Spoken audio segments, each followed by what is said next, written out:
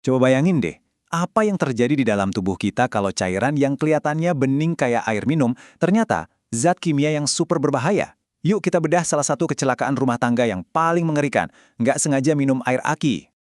Kita buat skenarionya ya. Anda lagi haus banget, terus lihat ada botol air mineral. Tanpa mikir panjang, langsung Anda minum. Tapi, dalam sepersekian detik, Anda sadar ada yang salah. Salah banget. Dan ini bukan cerita karangan loh. Ini kutipan langsung dari laporan kasus seorang petani berumur 63 tahun. Momen ketika dia sadar itu, wah, itu adalah awal dari penderitaan yang luar biasa. Dia kira itu minuman tradisional, ternyata racun yang dia simpan sendiri. Sayangnya, beliau ini nggak sendirian. Tragedi kayak gini tuh kejadian lagi dan lagi di seluruh Indonesia, dan korbannya macam-macam. Ada kepala desa yang salah ambil botol di kulkas, ada balita, ada anak kecil. Ini semua adalah pola kecelakaan yang tragis dan yang paling nyesek sebetulnya bisa banget dicegah. Oke, sekarang biar kita paham separah apa kerusakannya, kita harus kenalan dulu sama pelakunya. Apa sih sebenarnya isi dari botol berbahaya itu? Biang keladinya adalah asam sulfat atau H2SO4. Ini bukan cairan main-main ya. Ini adalah asam mineral yang luar biasa kuat. Saking kuatnya, dia bisa melarutkan logam dan membakar kertas. Nah, sekarang coba bayangin, apa yang bisa ia lakukan ke jaringan lunak di dalam tubuh kita? Nah, ini nih yang penting banget buat kita tahu. Nggak semua air aki itu sama. Yang tutupnya merah atau air zur, inilah yang isinya asam sulfat pekat dan bahaya banget. Sedangkan yang tutupnya biru atau air aku, itu cuma air suling biasa yang relatif aman. Cuma beda warna tutup botol, tapi perbedaannya itu antara bahaya dan aman. Sekarang kita masuk ke inti pertanyaannya. Apa sih yang sebenarnya terjadi detik demi detik di dalam tubuh setelah cairan korosif ini ketelan? Kalau kata dokter, ini namanya nekrosis koagulatif. Biar gampang gini aja, asam sulfat itu secara harfiah memasak protein di dalam sel-sel tubuh kita.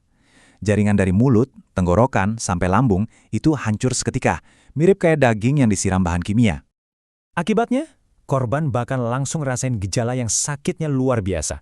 Ada sensasi terbakar yang menjalar, perut sakit banget, terus mual dan muntah. Nah, kalau sampai tinjanya warna hitam pekat atau disebut melena, itu tandanya ada pendarahan hebat di dalam. Ini udah sinyal bahaya paling gawat. Dan kengeriannya tuh nggak berhenti di situ.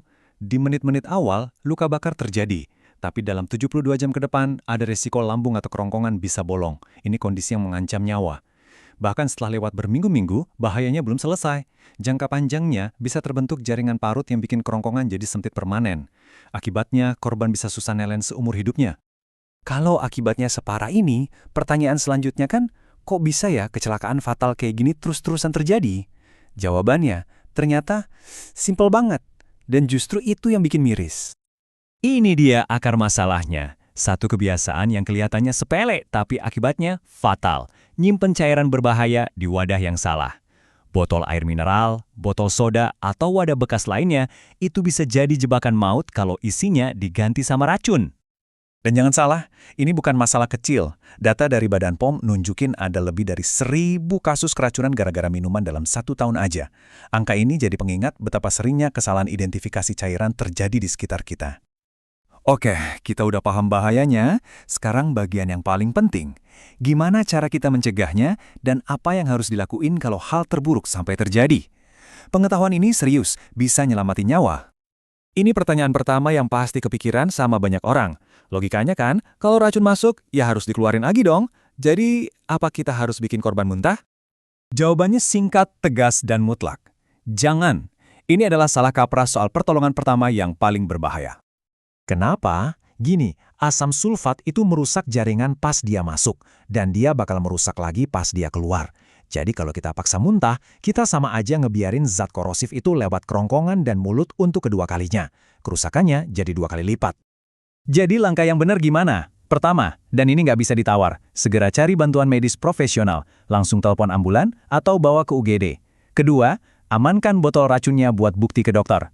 Terus yang penting juga, jangan kasih minum apapun, baik itu air, susu, atau yang lainnya, karena bisa memicu reaksi kimia yang malah memperburuk keadaan.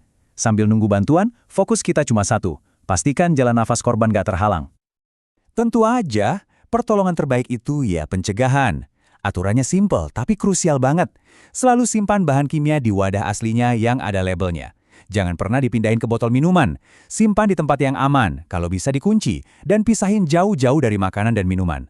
Pastikan juga nggak bisa dijangkau anak-anak. Terakhir, pas lagi berurusan sama cairan ini, wajib pakai sarung tangan dan kacamata.